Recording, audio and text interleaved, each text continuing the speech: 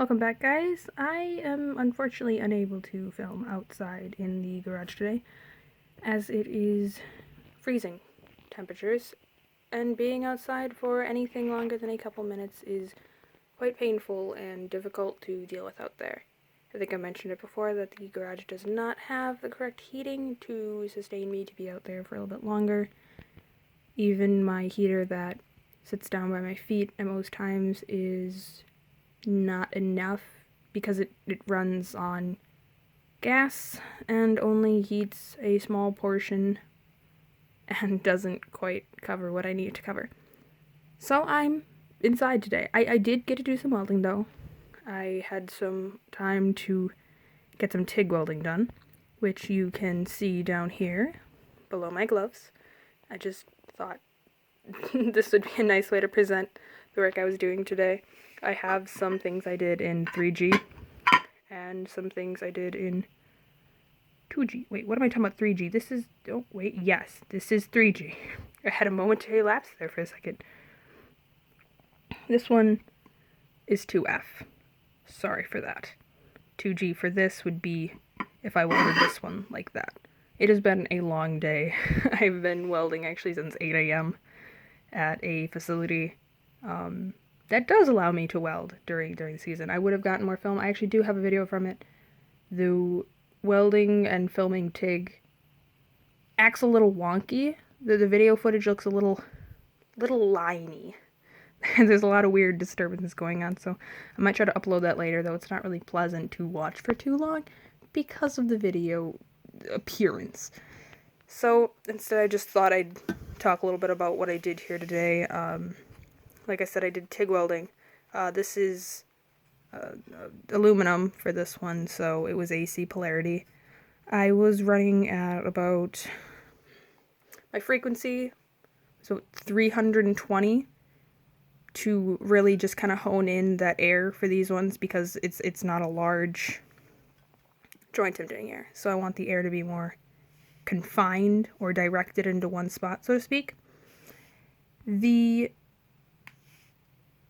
background I had was at 95, I want to say. Or the balance. Sorry, not background. The background didn't change. For anyone who knows what I'm talking about right now. I mean, if you're watching this, you might already know what I'm talking about. The balance I had was set at about 95. Now, some of these look a little bit wonky because some of these I was trying to do one-handed. I was trying to do some freehand. A lot of the time when I do TIG weld, I TIG in a way that I have a support to keep my movements quite steady. That's why some of these are way more consistent and steady looking because I had a support while I was doing so. This one is a freehand one, which isn't bad for freehand. It's not as bad as it probably could look, but it is a little more lumpy in spots like this as compared to these ones down here. These are also not used with filler. Autogenous, I think is how it's pronounced.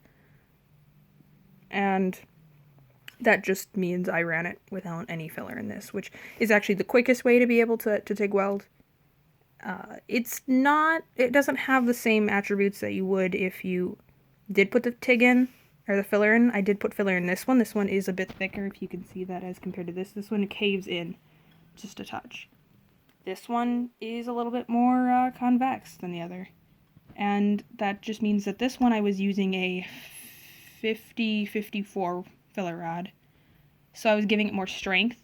If I used the 40-43, I want to say that would have been ductility, but I just went with strength because I don't really need to choose a specific one based on this project because this was more just practice and getting back into the swing of things for TIG.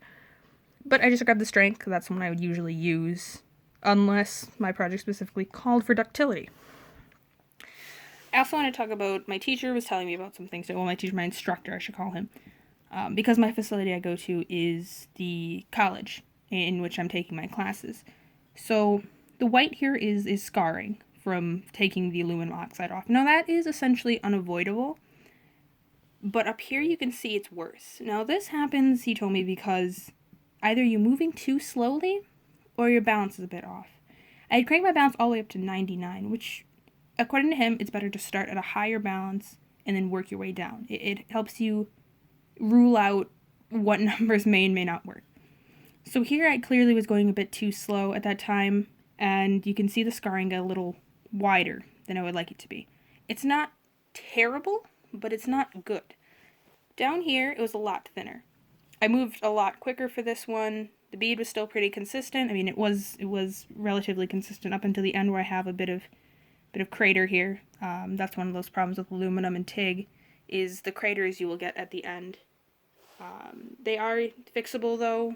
Usually what you do when you're TIGging is you will TIG up to a certain point, relax off the pedal if you're using a pedal to a lower amperage, so that way it has moment to cool a bit and you stick a bit more filler in there. That's if you're using filler. If you do lower the amperage and you're using it autogenously, there is a good chance it will fill itself without cratering, but cratering is a pretty common thing that happens here. So yeah, these scarrings are always going to be here, but it's just better to have thin ones like this.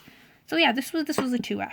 So this was, welding flat down as it is right here, just working away along here.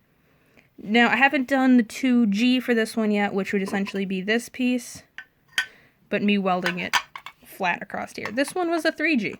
So I got to tack this one up, and I got to weld it as so. I got to set this little bad boy upright, and I got to weld it off the edge of the table.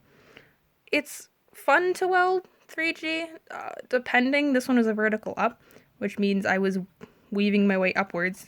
As you can see, the scarring on this one is not great again, but it's not bad. It's not bad for being 3G.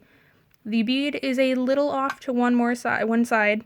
I'm not sure if that's easy to see or not, but it's actually off to the right a little more than the left, which ideally you'd like it to be center.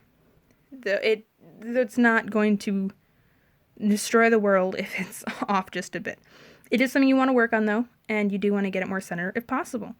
It'll just make your welds look better all over. Now I did have a few problems with this one while welding because I haven't got to do 3G welding in a while. A lot of my art sculpture stuff I don't do TIG that often because I'm still looking into getting a TIG machine for my house. I'm still trying to find a good one that fits my budget and will allow me to work with what I have. But, so 3G aluminum isn't something I get to do that often. Now I did have a lot of times where I did get burned through, which isn't uncommon because, first of all, this is a very thin aluminum. So burn through is just, it's almost inevitable. You can also actually see that it happened almost here as well. I was having some issues where I had welded on the other side and it was too hot.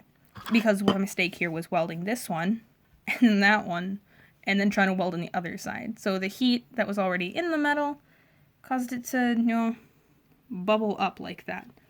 So anyways, with the burn through being kind of common, I had a few issues with a couple 3Gs before I got them to look good and consistent and figure out where the pace was. If you linger too long, you don't want to tack at the one side, tack the other side, and then start from the side you tacked most recently, because that means the piece is already going to be heated around here. So when you go to start your arc, it's already hot and it's most likely just going to burn right through, especially if you put your pedal to the metal, which a lot of people do. I'm guilty of doing it myself. That's how this happened. That's how a few of these happened. But if you just start out steady, and then I just use a steady weave back and forth with a sort of down pressure on one side, loosen up a bit on this side, down pressure back over here, loosen up over here. I do a sort of dance with my weaving and my pedal pressure. It seems to work really good for me. The bead isn't bad at all for how I do it, and I could speed up a little bit, which I'm going to be doing in the future. It's just a matter of getting to feel comfortable with your stuff first. So now that I'm more comfortable with my pacing, I'm going to be definitely working on the speed next. So I'll make sure to bring a couple more back next time. I'll get more pictures. I have a bunch of pictures on my Instagram, actually, of my welds and of my work, usually. So if you're interested in seeing any of that, please go check that out. I will link it below so you can see some of this stuff. And you can maybe keep up if you want to. If you don't want to watch these videos all the time, you just want to get some updates or maybe some tips or something from me. I mean, I'm always happy to ask questions if you have any questions about any things. I'm also learning about NDE codes. I already know a lot about them, but I'm learning them again now. So I might also talk about these bad boys over here, which all is a fun time. all the numbers and codes. I am unfocusing my camera by doing this. I'm going to stop doing that now. Thanks for watching, everybody. It's just been another good time listening to me ramble on about my welds and such. I hope you have a good day, and I will see you all in the future. Bye-bye.